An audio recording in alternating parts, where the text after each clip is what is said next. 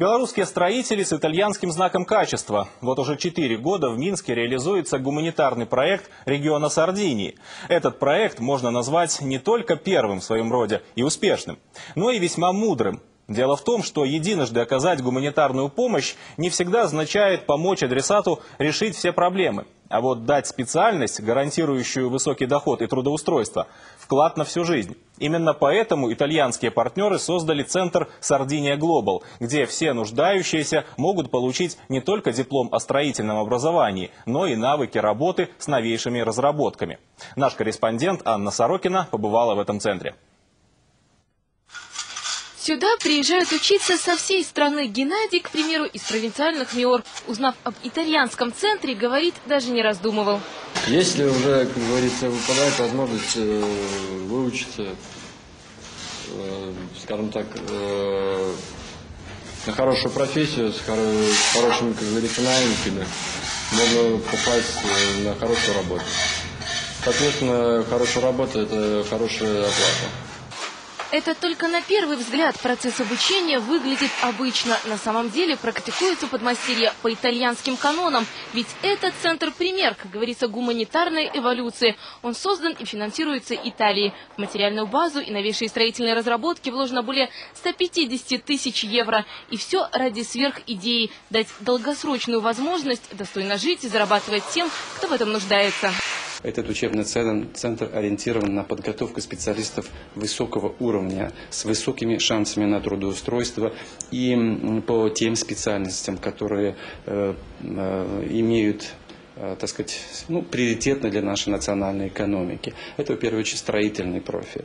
Пора экзаменов сейчас и в Сардинии Глобал. К слову, за 4 года работы учебного центра квалификацию здесь получили 2500 специалистов. И это при том, что все они востребованы. Ведь в мире недаром есть понятие «итальянский стандарт строительных работ». Это значит утонченное и изысканное качество отделки. То, что всегда на виду.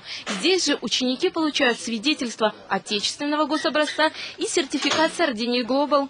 98% выпускников, которые нашли себе работу, это, пожалуй, самая главная цифра в истории с белорусско-итальянским образованием. Причем, как правило, выпускники находят себе престижную и высокооплачиваемую работу. Кстати, сам выбор места работы недавно расширился. Сардиния Глобал получила сертификат на проведение ремонтно-строительных работ. Хотя в любом случае, окончив этот центр, конкуренция на строительном рынке не страшна. Преподаватели давали все то, что нам потребуется.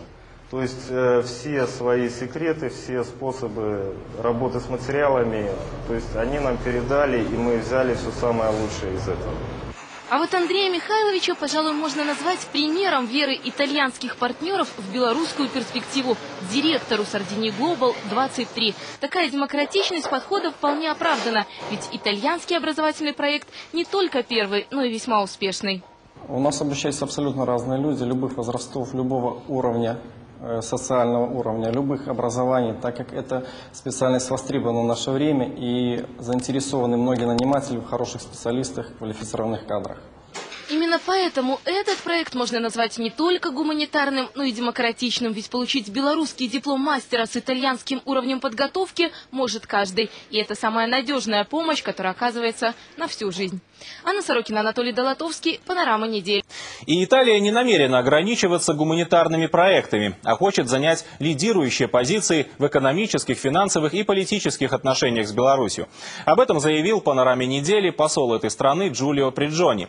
Какие цели ставит перед собой дипломат и кого он считает своим союзником? Об этом в эксклюзивном интервью нашей программе.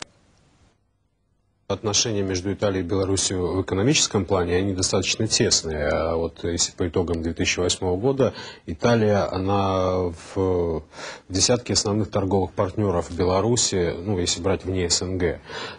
Товарооборот больше $1 миллиард, это, в принципе, солидная цифра. Скажите, какие направления увеличения этой цифры, скажем так, видите вы? Италия была первой страной, которая установила гуманитарные отношения с Беларусью и с тех пор остается лидером в этой области сотрудничества. Точно так же Италия хотела бы занять лидирующие позиции в экономическо-финансовой сфере отношений.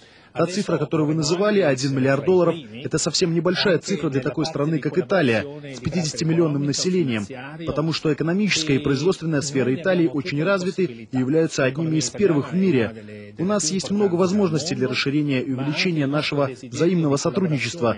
Например, создание условий для развитого малого и среднего бизнеса, развитие туризма, расширение сфер инвестиций и капиталовложений, а также сферы дизайна. Дизайн — это не только мода, но и автомобилестроение, и строительство, и самая широкая область его применения. А итальянская сфера высоких технологий может дать фору многим современным странам. Какая вот, как для вас, для посла, какая из областей сотрудничества, наиболее приоритетная, наиболее, может быть, в которой комфортнее работать именно вам? Это политика, политическое взаимодействие, экономическое, гуманитарное. Как говорили древние, самый главный вопрос — это вопрос жизни, а потом уже вопрос философии. Поэтому я очень надеюсь, что мне удастся сделать наши отношения в области гуманитарного сотрудничества еще более широкими и глубокими. Это та область, которую развивали мои предшественники, которым многое удалось сделать в этом направлении. Поэтому я хотел бы исходить из этой задачи, которая является для меня очень важной. Наши отношения нельзя рассматривать по отдельности. Каждый из них включает в себя и политические, и экономические, и культурные вопросы.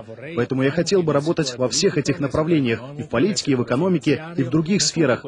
Здесь мы можем достигнуть очень хороших результатов. У нас есть очень хороший союзник, итальянский язык, которым в Беларуси сегодня владеют уже тысячи людей. Именно итальянский язык поможет нам развивать отношения в экономике и других сферах. Посудите сами. Сегодня белорусские дети, бывшие в Италии по гуманитарным программам, уже выросли и либо стали студентами, либо начинают работать. Они составляют главное богатство Беларуси, потому что они хорошо говорят по-итальянски и могут стать великолепными партнерами, представляющими Беларусь в различных международных программах. С их помощью мы сможем развивать отношения между нашими странами во всех областях. Я не знаю почему, но итальянцы неизменно пользуются какой-то симпатией вот у нас в стране, в Беларуси. Как вы думаете, какие черты в итальянской нации заставляют нас симпатизировать вам? На самом деле ответ очень простой и очевидный. Итальянцы, которые посещают Беларусь, никогда не приезжают с чувством превосходства как по отношению к стране, так и по отношению к белорусским гражданам. Наоборот, это чувство равенства и партнерства. Италии не присуще чувство превосходства. Италия, как и Беларусь, также много страдала и много пережила в своей истории. После Второй мировой войны наша страна оказалась в бедственном положении, была практически разрушена. Итальянцы должны были много работать для того, чтобы повысить свое благосостояние до сегодняшнего уровня. Мы никогда не приезжаем, чтобы учить. Наоборот, мы протягиваем руку, говоря, нам это удалось, и мы поможем вам сделать то же самое.